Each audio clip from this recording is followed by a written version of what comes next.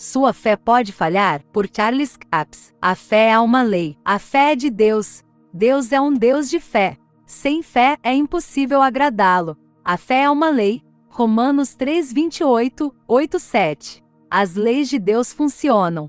Elas foram projetadas para funcionar, não para falhar. Se os outros acreditam ou não, isso não impedirá que as leis de Deus funcionem. Pois que, se alguns foram incrédulos, a sua incredulidade aniquilará a fidelidade de Deus? De maneira nenhuma. Sempre seja Deus verdadeiro, e todo homem mentiroso, como está escrito, para que sejas justificado em tuas palavras e venças quando fores julgado. Romanos 3:4. A fé vem de uma semente sobrenatural. A fé de Deus não falha. A fé vem pela palavra de Deus. Romanos 10:17. A palavra de Deus é uma semente incorruptível. A semente natural às vezes falha. A palavra de Deus nunca falha. Muitas vezes as pessoas falham em aplicar a palavra de Deus. Você pode fazer com que a fé deixe dar resultados. Digamos assim, a verdadeira fé é uma semente sobrenatural. Ela não falhará, mas você pode cometer uma falha apesar da semente. Sua ação ou reação pode interromper a produtividade da semente. A semente, a fé, nem sempre determina o resultado. E disse o Senhor: se tivesseis fé como um grão de mostarda, diríeis a esta amoreira: desarraiga-te daqui, e planta-te no mar, e ela vos obedeceria. Lucas 17:6. 5. Nós, tendo o mesmo espírito de fé, como está escrito, eu criei, e por isso falei, também cremos, e por isso falamos. 2 Coríntios 4:13. Satanás exigiu ter você.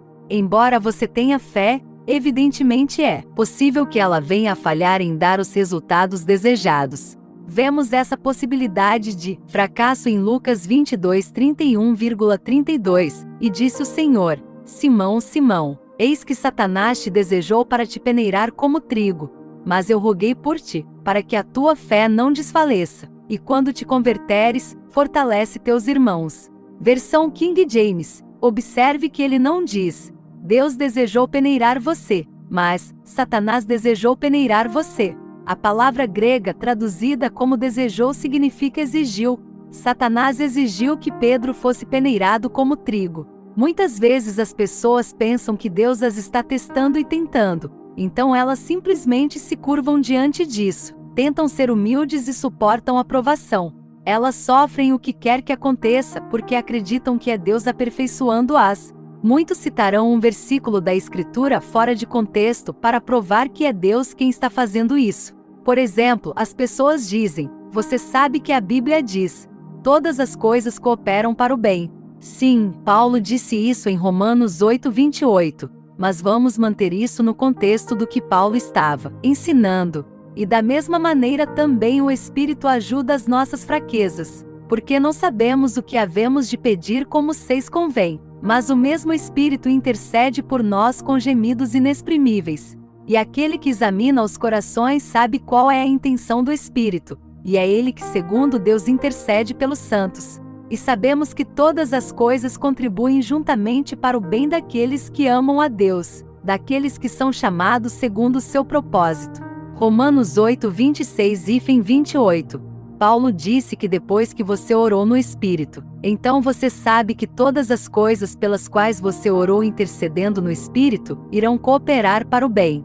O maior inimigo da fé é o maior inimigo da fé, o mais sutil e o mais devastador, é a falta de conhecimento da palavra de Deus. Acreditar na mentira do diabo de que é Deus quem está colocando você em provações e testes, neutralizará sua fé. Através da tradição religiosa, Satanás cegou as mentes dos cristãos para o que a palavra diz. Jesus disse: Satanás desejou te peneirar. Tiago 1:2 diz: tende grande gozo quando cairdes em várias tentações. Observe, ele disse: quando cairdes em várias tentações, não quando você entrar nelas com seus olhos abertos.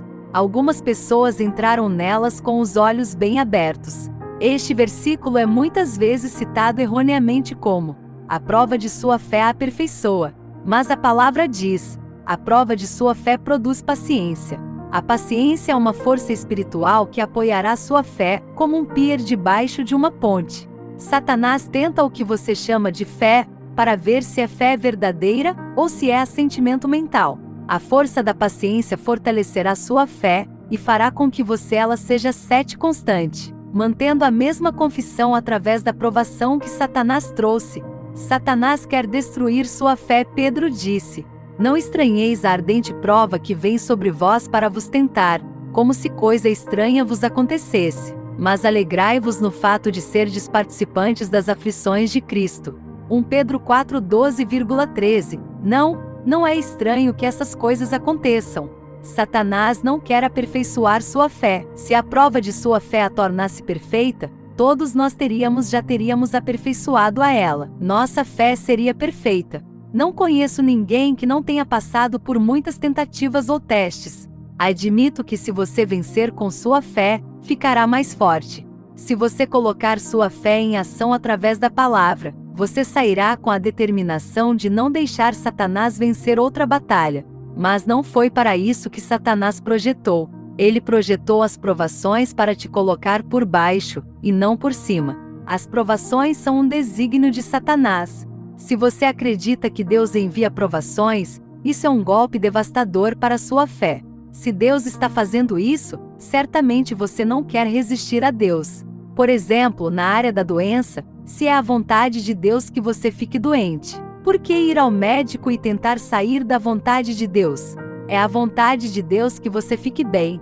Amado, acima de tudo desejo que você prospere e tenha saúde, assim como próspera a sua alma. 3 João 2:8. Deus quer você curado, e Ele fará, da maneira que você escolher, através de médicos, através da palavra, ou ambos. Mas, se você cair na mentira de Satanás, sua fé é neutralizada. Você não pode usar sua fé para se livrar de algo que acredita que Deus lhe deu. Satanás não é o consumador de sua fé, e se as provações e tentações aperfeiçoassem a fé, Satanás seria o consumador dela. Hebreus 12:2 declara que Jesus é o autor e consumador da sua fé. Deus não é o tentador. Deixe-me chamar sua atenção para algo que Jesus disse quando estava ensinando princípios da oração a seus discípulos. Assim, pois, orai vós: Pai nosso que estás nos céus, santificado seja o teu nome. Venha o teu reino. Seja feita a tua vontade, assim na terra como no céu. Mateus 6:9-10. Apenas pare e faça a si mesmo esta pergunta: é a vontade de Deus que sejamos tentados e provados no céu? A resposta é óbvia: não haverá tentações ou provações lá. Então, essa deve ser a vontade de Deus para a terra. Em Mateus 26:41, Jesus disse a seus discípulos: vigiai e orai, para que não entreis em tentação. Evidentemente, você pode evitar tentações, testes e provações vigiando e orando. Na maioria das vezes, passamos por provações e tentações por não fazer o que Jesus disse para evitá-las. A palavra tentação em Tiago 1:2, tem de grande gozo quando cairdes em várias tentações. E no versículo 13, ninguém sendo tentado, diga, de Deus sou tentado. É a mesma palavra traduzida como prova e teste em outras partes do Novo Testamento. Vamos parafrasear: ninguém diga que é Deus quem tenta e prova, porque Deus não pode ser tentado pelo mal, nem tenta a ninguém. Não erreis, meus amados irmãos. Ou como diríamos, não se deixe enganar. Toda boa dádiva e todo dom perfeito vem do alto, descendo do Pai das luzes, em quem não há mudança nem sombra de variação. Tiago 1:16-17. A palavra sombra aqui fala de menos luz ou escuridão. Nunca há um desvio gradual daquilo que é bom e perfeito. Deus não é responsável de usar o mal ou as trevas com o propósito de aperfeiçoar você. Duas forças trabalhando: o Pai é o doador de todo bem. Em João 10:10, Jesus disse: o ladrão não vem senão para roubar, matar e destruir. Eu vim para que tenhais vida. Graças a Deus que ele veio para trazer vida, não provações. Existem duas forças opostas: a força do mal e a força da justiça. A força do mal rouba, mata e destrói. Se você permitir, Satanás roubará sua fé, matará seu testemunho e destruirá sua saúde. Ele fará qualquer coisa para destruir você. A força da justiça vem de Deus, que deu Jesus para dar vida em abundância. Esta força trabalha para você, a outra trabalha contra você. A força que trabalha contra você não está trabalhando em seu favor. Você pode escrever isso. Essa força oposta não está trabalhando para o bem em você. Ela foi projetada para destruir sua fé e te impedir de agradar a Deus. Esse é o projeto de Satanás. 10. Jesus disse que você pode evitar algumas dessas tentações vigiando e orando. E não nos deixes cair em tentação, ou não nos deixes cair em tentação, provação ou sofrimento. Se testes e provações aperfeiçoassem sua fé, eu me pergunto por que Jesus não sabia disso. Ele é o autor da nossa fé. Agora, se Jesus foi o autor da sua fé, você não sabe que ele não tem que testar para ver se funcionará? A General Motors não seria tão tola em construir um carro, vendê-lo a alguém e depois experimentá-lo para ver se funcionaria. Quando sua marca está registrada nele, eles sabem que funcionará. Já foi comprovado. Jesus foi o autor de sua fé. Essa é a fé dele. Já foi testada e comprovada. Funciona. Ele nunca fez qualquer obra indigna. Nós somos feitura de suas mãos. Ele é o nosso autor e de nossa fé. Efésios 2:10, Hebreus 12:2. Falta da palavra é igual a falta de fé. Como vem a fé? A fé vem pelo ouvir a palavra de Deus. Romanos 10:17. A falta de fé é causada pela falta da palavra. Os cristãos têm falta de fé porque a palavra não permanece neles. Se a palavra de Deus está em você, a fé está lá. Se Satanás vier com sua cortina de fumaça e disser, isso é Deus tentando e provando você, a maioria das pessoas simplesmente se entregará a isso e fará um drama de piedade. Elas clamam, por que eu, Senhor? Não permita que Satanás faça todas essas coisas ruins atingirem você. Nem deis lugar ao diabo. Efésios 4:27. Isso não é Deus aperfeiçoando você. Muitos livros foram escritos por causa de autopiedade e derrota. Muitas pessoas caem sob o ataque de 11 Satanás e dizem, deve ser Deus me aperfeiçoando. Isso é só desculpa esfarrapada. É mais fácil culpar a Deus do que admitir que falhamos em agir de acordo com a palavra. Esse tipo de pensamento é um golpe destruidor para a fé de qualquer pessoa. Isso impedirá que sua fé funcione. Sua fé falhará em produzir quando você cair nas mentiras de Satanás. Não foi a lei da fé que falhou. Você que falhou em aplicar a lei por falta de conhecimento. Jesus disse para orarmos a fim de que não fossemos guiados de forma alguma para sermos tentados, provados ou testados. Claro, provas e testes virão. Pedro disse, não estranhem quando elas vierem, mas regozijem-se por serem participantes dos sofrimentos de Cristo.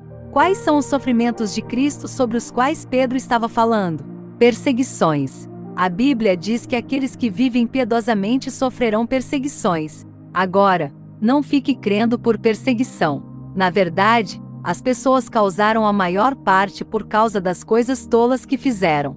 Elas pensavam que estavam sofrendo por Jesus, mas sofreram por falta de conhecimento. Vamos olhar para outra escritura que alguns acreditam que dizer que devemos aceitar tudo que vem em nosso caminho. Posso ver onde as pessoas que foram ensinadas dessa maneira acreditaram que é assim. Lemos em 1 Pedro 4:1, já que Cristo padeceu por nós na carne, armai-vos também vós com este mesmo pensamento.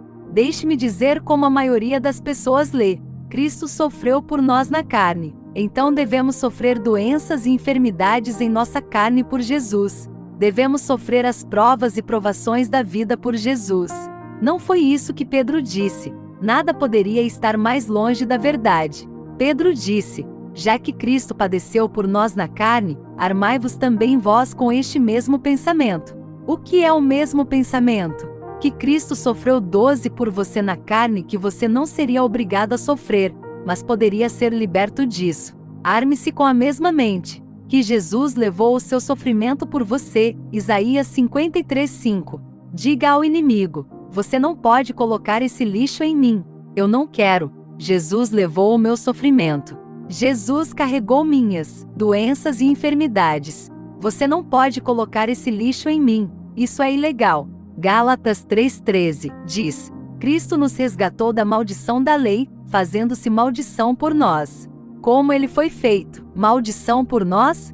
Isaías 53:9 diz literalmente que Deus o fez padecer. O castigo necessário para obter paz e bem-estar para nós estava sobre ele. Isaías 53:5. O castigo que Jesus sofreu foi diferente daquele mencionado no Novo Testamento. Hebreus 12:6. A quem o Senhor ama, ele corrige. Essa palavra castigar no grego significa ensinar, instruir ou treinar a criança. Você treina uma criança com palavras. Você diz: não, não faça isso. Não toque no fogão. Você não colocaria a mão de seu filho no fogão, queimaria fazendo uma bolha e diria: agora, não faça mais isso porque eu te amo. Quero te ensinar uma coisa. Existem prisões onde se colocam pessoas que fazem essas coisas. Nossas leis civis proíbem tais coisas. Ainda assim, as pessoas querem acusar Deus de fazer isso com filhos dele. Este é um inimigo da fé. Você não gostaria de ir contra algo que estava te aperfeiçoando. Então é muito mais fácil sentir pena de si mesmo. O que você permitir, Deus permitirá quando você sente o drama chegando e quer ter pena de si mesmo. Pode anotar: Satanás está no seu caso. Se ele pode fazer você sentir pena de si mesmo, sua reação geralmente é: ó Senhor, por que permitiste que isso acontecesse comigo? Essa é 13 uma pergunta tola. Deus permitirá tudo o que você permitir. Ele vai deixar te roubar um banco se você quiser. Deus permitirá que você vá para o inferno se você quiser. Você é tolo se fizer qualquer um dos dois, mas Deus permitirá. Com certeza isso não é a vontade dele, mas ele permitirá que você assim o faça. A Bíblia diz que Jesus veio e morreu para que todos fossem salvos e ninguém se perdesse. João 3,16. Mas Deus ainda vai te deixar ir para o inferno se você quiser. A decisão é sua, não de Deus. Este é o lugar onde temos perdido. Alguém disse: se Deus permitiu, então deve ter sido a vontade dele. Nada poderia estar mais longe da verdade. Isso é mentira de Satanás. Adão e Eva pecaram no jardim do Éden, mas não era a vontade de Deus. Não poderia ter sido, porque Deus disse a Adão para não fazer isso. A decisão foi de Adão. Deus permite o pecado, mas certamente não é a favor dele. Deus permite a doença, mas não é a sua vontade. Alguém diz: sim, mas se Cristo nos redimiu da maldição da doença, então ninguém jamais ficaria doente. Apenas pare e faça a si mesmo estas perguntas: ele nos redimiu do pecado? Sim. Alguém ainda está pecando hoje? Sim. Então você pode ver como é tolo pensar assim. Somos redimidos da maldição da lei, mas você ainda pode ficar doente. Tudo o que você tem que fazer para provar isso é não fazer nada, e você ficará doente. Muitos bancos são roubados todos os meses, mas você não acusaria o presidente dos Estados Unidos de fazê-lo ou mesmo de permitir. Você não diria: isso aconteceu na gestão dele, então vamos colocar a culpar a ele por isso. Isso é o mesmo que culpar a Deus pelas coisas que acontecem conosco. É uma desculpa esfarrapada. E um pensamento religioso. Às vezes as coisas acontecem porque deixamos de vigiar e orar. 14. As bênçãos e maldições da lei. O Salmo 107:2 diz: digam nos remidos do Senhor, os que remiu da mão do inimigo. Cristo nos redimiu da maldição da lei. Em Deuteronômio 28, Deus falou aos filhos de Israel das bênçãos e maldições da lei. Ele disse: se ouvires diligentemente a voz do Senhor teu Deus, bendito serás na cidade, bendito serás no campo, bendito serás ao entrares, bendito serás ao saíres. Eles seriam todos abençoados, mais do que em qualquer outro lugar. Não havia como eles saírem sem serem abençoados. Se eles dessem ouvidos diligentemente à voz, é a palavra de Deus, as bênçãos de Deus viriam sobre eles e os alcançariam. Isso significava que não podiam correr rápido o suficiente para fugir das bênçãos. Em outras palavras, Deus disse: se você chegar lá em desobediência a este mandamento, todas essas bênçãos se tornarão maldições. Você será amaldiçoado na cidade, amaldiçoado no campo, sua cesta será amaldiçoado na loja. Você terá uma derrota financeira e física. No versículo 60, Deus disse que todas as doenças das quais eles foram redimidos se tornariam parte da maldição, e ele incluiu qualquer doença ou praga ainda não mencionada. Essas maldições cairiam sobre eles se eles chegassem lá onde as maldições estavam. A tradução King James diz: o Senhor fará as tuas pragas maravilhosas. Deuteronômio 28:59. E ele trará sobre ti todas as doenças. Versículo 60. Se você ler isso e não entender o que aconteceu, pensará que Deus foi a causa disso. Ele não foi a causa. A desobediência deles foi a causa. Deus lhes disse o que aconteceria se andassem em desobediência. As maldições já estavam estabelecidas. Os filhos de Israel andaram onde Deus disse para não andar, e as maldições os atingiram bem no rosto. Então Deus é acusado de causar o mal. Ele não o fez. Ele tomou todas as providências para mantê-los longe das maldições. Os filhos de Israel causaram isso apesar de tudo que Deus fez para mantê-los longe das maldições. A palavra de Deus havia sido excluída. Só porque eles foram tolos o suficiente para serem desobedientes, não significa que a palavra de Deus mudaria. Deus não pode mentir ou mudar sua palavra. Ele não alterará o que saiu de boca dele. O que realmente fez com que isso acontecesse? A desobediência deles ativou a maldição e a palavra de Deus provou ser verdadeira. Então, pelo fato de a desobediência deles ter recebido uma recompensa justa, muitos culpam a Deus pela maldição. Às vezes temos uma imagem distorcida de Deus quando lemos o Antigo Testamento, especialmente as Escrituras onde diz que Deus enviou essas coisas. Os filhos de Israel clamaram e disseram: preferíamos ter morrido no deserto. Deus disse a Moisés para dizer-lhes: vivo eu, diz o Senhor, que como falastes aos meus ouvidos, assim farei a vós outros. Números 14:28. Em outras palavras, Deus estava dizendo: farei exatamente o que vocês disserem. O que eles disseram? E o povo falou contra Deus e contra Moisés: por que nos fizeste subir do Egito para que morrêssemos neste deserto? Pois aqui nem pão nem água há, e a nossa alma tem fastio deste pão tão vil. Números 21:5. A versão King James da Bíblia afirma que Deus enviou serpentes ardentes entre eles. Não, Deus não fez nada disso. Foram suas próprias palavras que fizeram com que as serpentes ardentes viessem. Deus já havia dito: farei o que vocês disserem. Eles 16 disseram: nós vamos morrer. Serpentes ardentes vieram entre eles, morderam-nos e morreram eles como moscas. Suas próprias bocas colocou isso em movimento. Não foi Deus que fez isso. As palavras deles fizeram com que isso acontecesse. Deus lhes disse que aconteceria exatamente como falastes aos meus ouvidos. Provérbios 18:21 nos diz que a vida e a morte estão no poder da língua. Você pode ver que não é Deus o responsável por todas essas coisas. Satanás tentou distorcer a imagem de Deus na mente de seu povo, mas aqueles que buscam a verdade a encontrarão. Deus não é o seu problema, ele é a sua resposta. Ateus e agnósticos são o resultado de uma imagem distorcida de Deus. Eles dizem: certamente não haveria um Deus que faria isso. Eles preferem acreditar que Deus não existe do que acreditar nas mentiras ditas sobre Deus. A palavra de Deus governa. Quando você quebra a palavra de Deus, ele não pode voltar atrás em sua palavra. Vai acontecer. E o caso de Jó? Jesus disse a Pedro: Satanás desejou ter-vos, para vos peneirar como trigo. Versão King James. O grego diz: Satanás exigiu ter vocês. Vejamos outro exemplo em que isso aconteceu. Satanás exigiu ter Jó. Parece que todo mundo diz: tá, mas e Jó? Eu estava passando por algumas provações uma vez. Fiquei acordado a noite toda lendo sobre Jó e me afundando em autopiedade. Eu tinha tanta certeza de que eu era outro Jó, que queria ver como tudo acabaria. Eu estava pronto para aquele julgamento terminar. Acho que em 17 algum momento da vida, todo mundo já disse: ó Senhor, acho que eu sou outro Jó.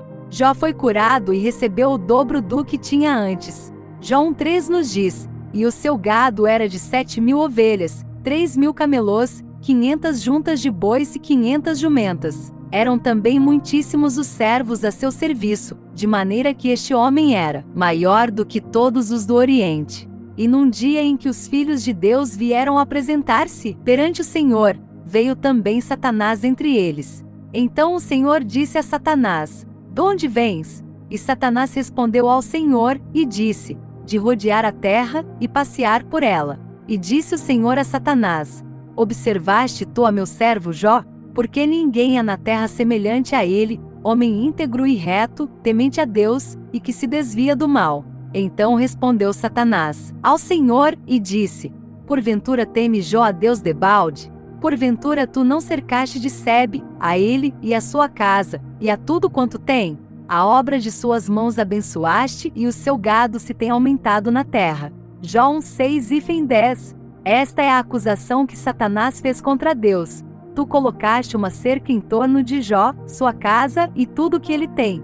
Abençoaste a obra de suas mãos, e seus bens aumentaram na terra. Eu posso apenas ver Deus de pé ali, sorrindo e dizendo: sim, eu sou culpado, eu fiz isso. Sabemos que é preciso fé para agradar a Deus. Hebreus 11:6. Evidentemente Jó, uma vez teve sua fé trabalhando, porém, a fé pode deixar de produzir. Mas estende a tua mão agora, e toca em tudo que ele tem, e ele te amaldiçoará na tua face. E o Senhor disse a Satanás: Eis que tudo que ele 18 tem está em teu poder, somente sobre ele não estendas a tua mão. Versículos 11,12. Se você tiver uma referência de coluna central em sua Bíblia, você terá uma nota de rodapé para a palavra poder que diz mão. Tudo que ele tem está em tuas mãos. Alguns dizem: Deus colocou Jó nas mãos de Satanás. Não, ele não o fez. Deus disse que Jó já estava lá. Como ele chegou lá?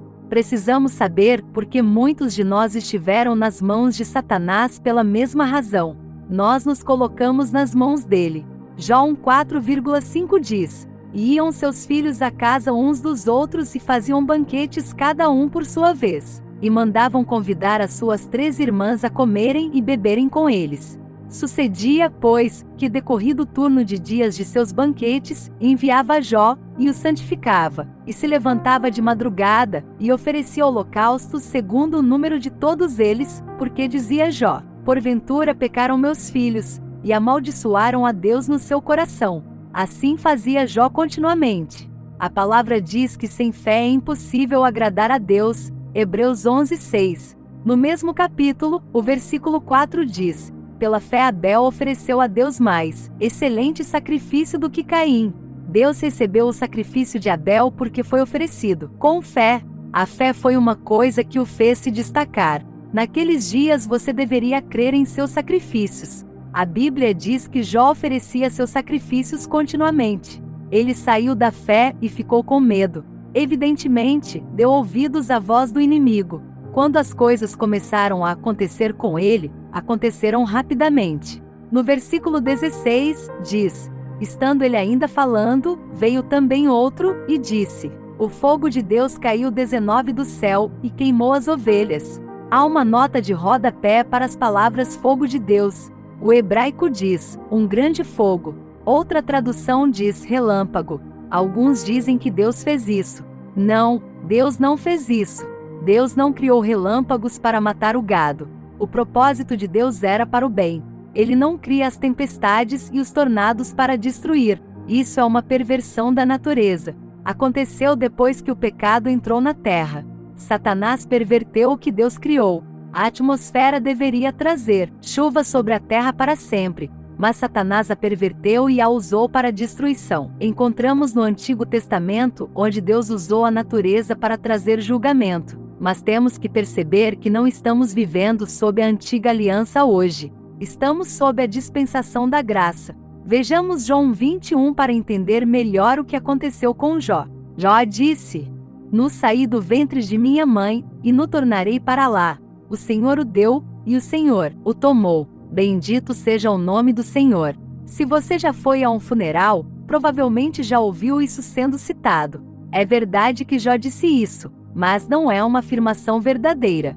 É uma mentira. Você sabia que existem mentiras registradas na Bíblia? Agora permaneça comigo. Não jogue este livro fora. Relaxa. Vai dar tudo certo. Ananias e Safira disseram a Pedro que haviam vendido suas terras por um certo preço, mas não foi isso que fizeram. Isso foi uma mentira e está registrada na Bíblia. Alguém poderia dizer, mas a Bíblia diz: toda a Escritura é inspirada por Deus. Não diz isso de forma alguma. Diz em 2 Timóteo 3,16, toda a Escritura é dada por inspiração de Deus e é proveitosa para ensinar, para repreender, para corrigir, para instruir em justiça. Versão King James, Jó 1:21 precisa ser usado para reprovação. Jó com certeza não estava debaixo da unção quando fez essa 20 declaração. Ele não conseguia ler o capítulo 1 do livro de Jó. Então ele tinha uma desculpa para dizer o que ele fez. Mas não foi Deus que tirou, Deus é quem deu. Foi Satanás que tirou tudo que Jó tinha, e foi Deus quem lhe deu o dobro do que tinha antes. Em tudo isso Jó não pecou, nem acusou Deus loucamente. Versículo 22. Jó não acusou Deus tolamente. Ele realmente acreditava no que estava dizendo. Ele estava convencido de que foi Deus quem tomou tudo dele. Ele estava tentando ser humilde ao dizer deste modo: o Senhor o tirou. Quem sou eu para lutar contra Deus? A fé dele falhou por falta de conhecimento. Levou 9 meses para ele sair dessa provação, porque ela havia neutralizado sua fé. Fé e medo em Jó 3:25, ele deu com a língua nos dentes, porque aquilo que temia me sobreveio, e o que receava me aconteceu. Fé e medo são forças opostas. O medo é do diabo, e a fé é de Deus. Agora, a fé é a substância das coisas esperadas, a evidência das coisas não vistas. Hebreus 11:1 versão King James. A fé é a substância das coisas desejadas, e o medo é a substância das coisas não desejadas. Jó disse que a coisa que ele mais temia havia acontecido com ele. É assim que as coisas são. Quando o medo entra, a fé sai. Deus não nos deu espírito de medo, mas de amor, de poder e de uma mente sã. Medo é fé no diabo. Em quase todas as ocasiões em que Jesus se aproximou dos discípulos, ele disse: não temais. Ele disse a Jairo para não 21 temer, quando outros disseram que sua filha já estava morta. O medo destruirá a operação da fé no espírito humano. Em Lucas 21:26 Jesus disse que no fim dos tempos os corações dos homens desfaleceriam de medo. Agora, há possivelmente um duplo significado para isso. No entanto, não encontrei nenhum lugar na Bíblia onde Jesus falasse sobre o coração físico. Eu não acho que ele estava falando sobre o coração físico aqui, mas sobre o homem interior, o espírito humano. O espírito humano é projetado para te colocar na vida. Ele estava dizendo: quando o coração fica paralisado de medo, não vai funcionar para você. Jó permitiu que o medo entrasse e isso obstruiu seu homem interior, neutralizou sua fé e aquilo que ele tanto temia veio sobre ele. Observe que diz: ele temeu grandemente. Ele não apenas temia, ele estava altamente desenvolvido neste medo. Quando você se tornar altamente desenvolvido na fé ou no medo, levará pouco tempo para se manifestar. Essa é a razão pela qual alguns de vocês dizem: quando eu faço uma boa confissão, leva 3 meses para acontecer. Mas é só eu dizer uma coisa negativa e acontece no dia seguinte. Você está muito mais desenvolvido no negativo. Você está liberando mais medo do que fé. A fórmula para a derrota agora, veja em Jó 3:26. Nunca estive tranquilo, nem sosseguei, nem repousei, mas veio sobre mim a perturbação. Agora não é incrível? Ele fez tudo que traz derrota e funcionou. 22 Existe a fórmula para a derrota. Se você seguir essa fórmula, será derrotado. A palavra garante. Provérbios 3:12, 3:21, 26. Aprenda com Jó. Jó fez várias coisas que a Bíblia diz para não fazer. Este relato foi dado por inspiração de Deus. Foi colocado na Bíblia para que fosse uma instrução para nós, para que não seguíssemos o mesmo exemplo de Jó. Graças a Deus por ele ter inspirado os homens que escreveram a Bíblia a colocar essas coisas nela, para que possamos ver onde eles erraram. É proveitoso para a instrução. Toda a Escritura é proveitosa. É muito melhor ler que o caminho do transgressor é difícil do que sair e experimentar. Já foi dito que a experiência é o melhor professor. Isso não é sempre verdade. Você pode obter $1 milhão de experiência pela metade do preço, e ainda não é uma pechincha. Já disse no versículo 26, nunca estive tranquilo, nem sosseguei, nem repousei, mas veio sobre mim a perturbação. Satanás até mesmo admitiu que Jó estava em segurança, não o cercaste. Jó 1:10. Claro, Deus tinha feito isso. Ele havia colocado uma cerca em torno de sua casa e de tudo o que tinha em todos os lados, e abençoou as obras de suas mãos. Não há dúvida de que Satanás disse a Jó que perderia tudo, algum dia. Em Jó 1:21, você vê como Jó raciocinou com a ajuda do inimigo. Parafraseando, é bom demais para ser verdade. Deus realmente me fez prosperar, mas provavelmente perderei tudo antes de morrer. Quando ele teve problemas, foi a primeira coisa que veio. Você não pode esconder o que está em seu coração. O que está nele entrará em sua boca todas as vezes. Mateus 12:34, 23. Talvez você pense que estou sendo um pouco duro com Jó, mas estou apenas apontando algumas coisas que são proveitosas para você. O Senhor inspirou os homens de Deus a contar como era para que pudéssemos entender e aprender com isso. Jó estava em segurança, mas preocupado. Ele se afligiu, reclamou. Ele teve um caso grave de "e se?". Você já teve isso? Olha, estamos confiando em Deus. Mas e se não funcionar? Se você tiver um caso ruim de "e se?", sua fé deixará de dar resultados. Não demorou muito para que Jó tivesse uma ideia do que estava acontecendo. Jó 6:23 diz: ou livrai-me das mãos do opressor, ou redimi-me das mãos dos tiranos. Ele já havia percebido que estava nas mãos do inimigo. Você notará também que Jó viu o diabo como sendo o tirano. Ensina-me, e eu segurarei a minha língua. V 24a. Ele percebeu que suas palavras tinham algo a ver com isso. Ensinai-me, e eu me calarei, e fazei-me entender em que errei. V 24b. Ele não era tão perfeito quanto pensava que era. Quando Deus disse que ele era perfeito, Jó 1:8, o hebraico significa sincero. Certa vez, um homem me disse que Deus permitiu que tudo isso acontecesse com Jó porque sabia que Jó era perfeito e podia suportar. Você sabe muito bem quem foi o autor desse pensamento: Satanás. A Bíblia nos diz para sermos perfeitos como Deus é perfeito. Não acredito que Deus queira que você atinja a maturidade e perca tudo o que tem. Ele é um galardoador daqueles que o buscam diligentemente. Ele disse: aquele que habita no esconderijo do Altíssimo, a sombra onipotente descansará. Também disse: 1000 cairão ao teu lado e 10.000 à tua direita, mas tu não serás atingido. Salmo 91, 1,7. Escolha crer em Deus. Ele 24 também disse que o anjo do Senhor acampa-se ao redor dos que o temem e os livra. Salmo 34:7.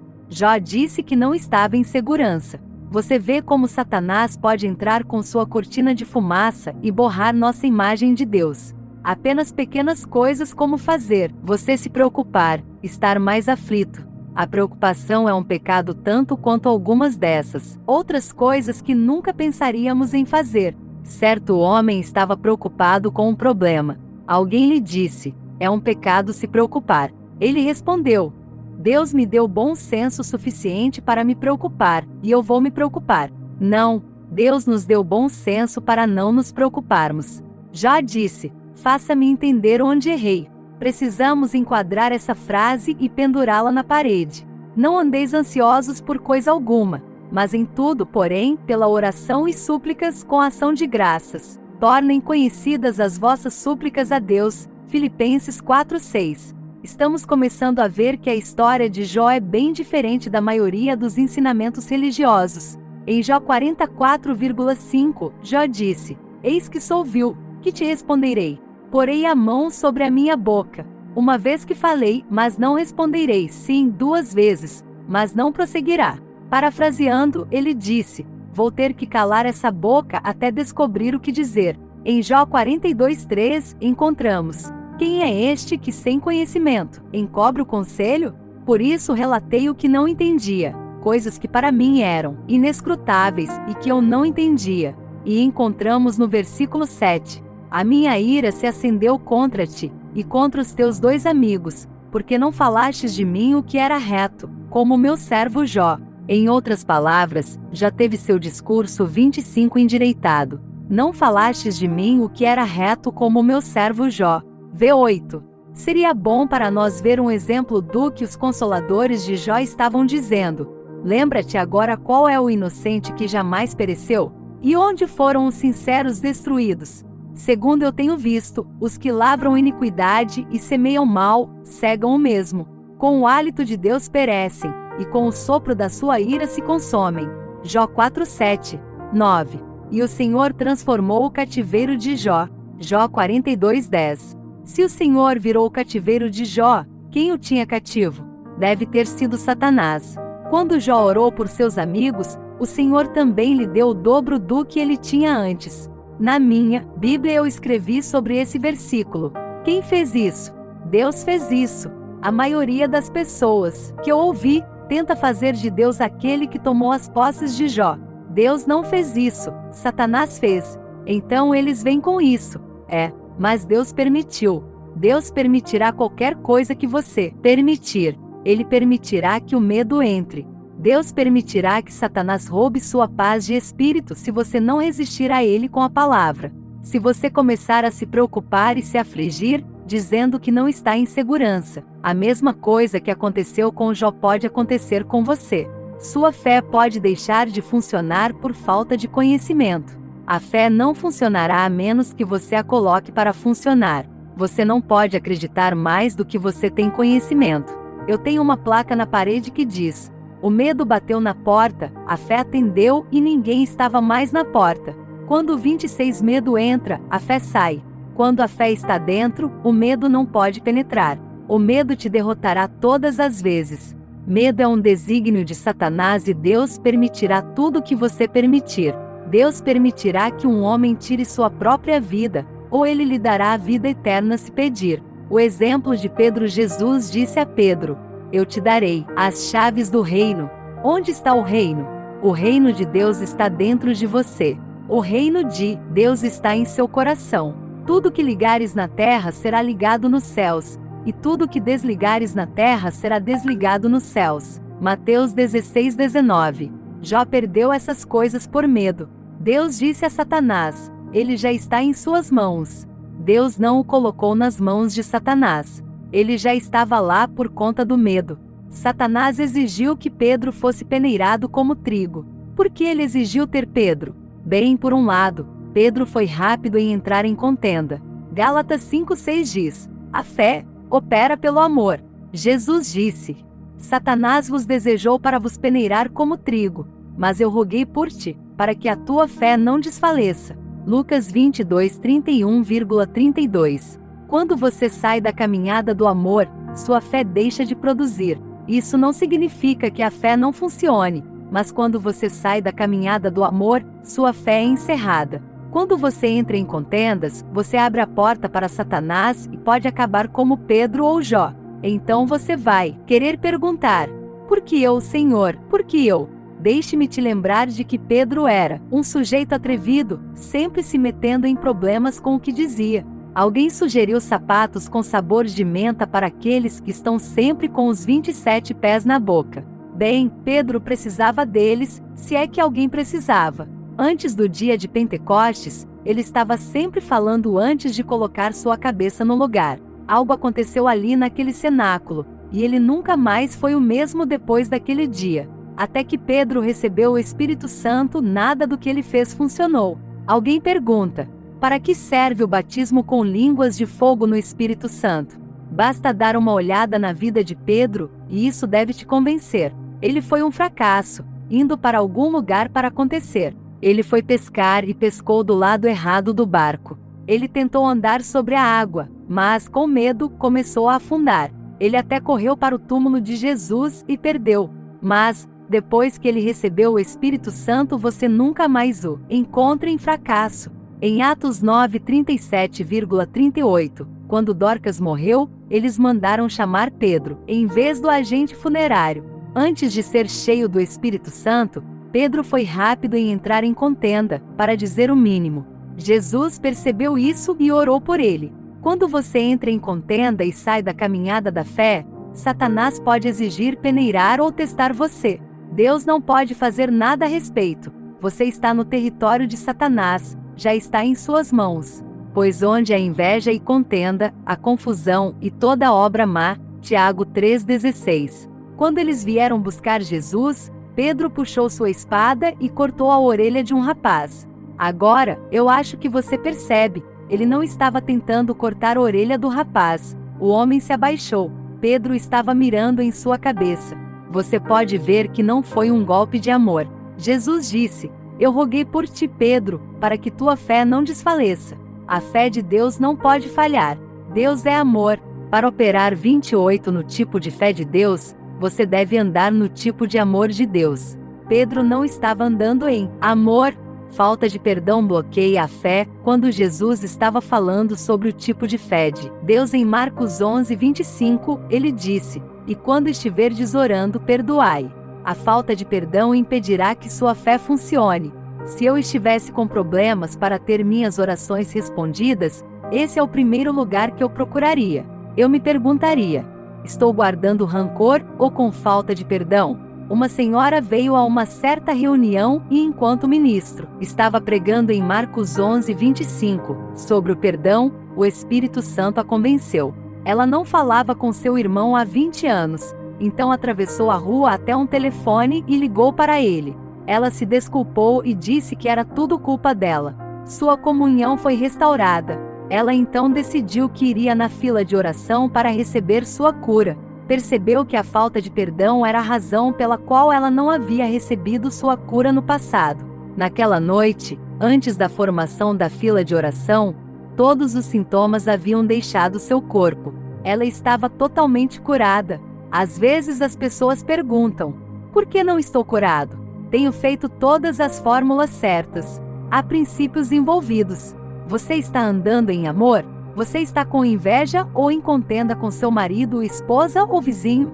Sua fé falhará em produzir se você viver em contenda ou falta de perdão. Você abriu a porta para Satanás.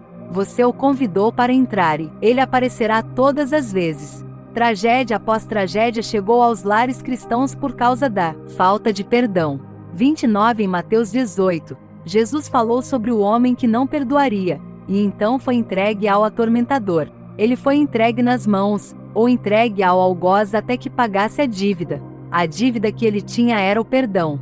Jesus disse: assim também meu Pai Celestial vos fará, se de coração não perdoardes cada um a seu irmão as suas ofensas. V 35. Deus certamente não é o atormentador. Jesus disse: o Pai terá que entregá-lo nas mãos de Satanás, porque ele não tem outra escolha. Tradução do autor. Você pode ver o paralelo com Satanás exigindo ter Pedro. Muitas pessoas de fé estão dizendo as coisas certas e fazendo as fórmulas certas, mas dentro delas há falta de perdão e contenda. Alguns não falam com seu irmão em Cristo. Então eles sofrem um acidente de carro. Toda a família está ferida, e eles se perguntam por que Deus permitiu que isso acontecesse. Não era a vontade de Deus, mas estavam nas mãos do inimigo. Não entenda mal o que eu disse. Eu não disse que todo mundo que sofre um acidente de carro está com falta de perdão. Há outras coisas que podem causar isso, é claro, mas uma das principais causas da tragédia nos lares cristãos é a contenda e a falta de perdão. A contenda e a falta de perdão impedirão que a fé funcione, e dará a Satanás uma legalidade contra o seu lar. O pecado da falta de perdão produz medo, e o medo destrói a fé. Não tenho espaço neste livro para ensinar mais sobre a falta de perdão, mas tratarei disso em outro livro. Desperte sua fé. Paulo escreveu a Timóteo, 30, trazendo à memória a fé não fingida que em ti há, a qual habitou primeiro em tua avó Loide, e em tua mãe Eunice, e estou certo de que também habita em ti. Por cujo motivo te lembro que despertes o dom de Deus que existe em ti pela imposição das minhas mãos. Porque Deus não nos deu o espírito de temor, mas de fortaleza, e de amor, e de moderação. 2 Timóteo 1,57. Que dom é dado, predominantemente na Bíblia pela imposição de mãos? O dom do Espírito Santo. Paulo disse a Timóteo para despertar esse domingo. Paulo continuou dizendo: conserva o modelo das sãs palavras que de mim tens ouvido, na fé e no amor que há em Cristo Jesus. Guarda o bom depósito pelo Espírito Santo que habita em nós. V 13,14. De que bom depósito ele está falando? Fé sincera.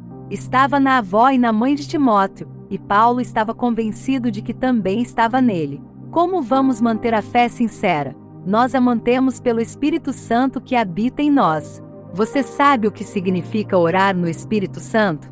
É orar no Espírito ou em línguas. Paulo disse: orarei com o Espírito, e também orarei com o meu entendimento. 1 Coríntios 14:15. É um ato de sua vontade. É a maior força disponível hoje para você, como crente, orar no Espírito Santo. Judas disse que orando no Espírito Santo, você se edifica em sua fé santíssima. Ele está falando sobre a fé que você já tem dentro de si.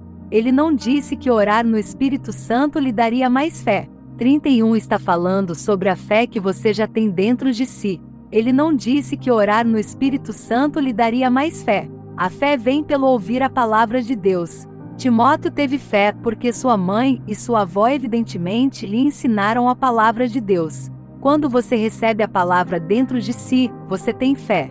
Pode não ser estimulada, e você pode não estar usando, assim como Timóteo não estava usando a dele. Paulo disse em Gálatas 5:6 que a fé opera pelo amor. João disse: no amor não há temor, mas o perfeito amor lança fora o medo, porque o medo atormenta. Aquele que teme não é aperfeiçoado no amor. 1 João 4:18.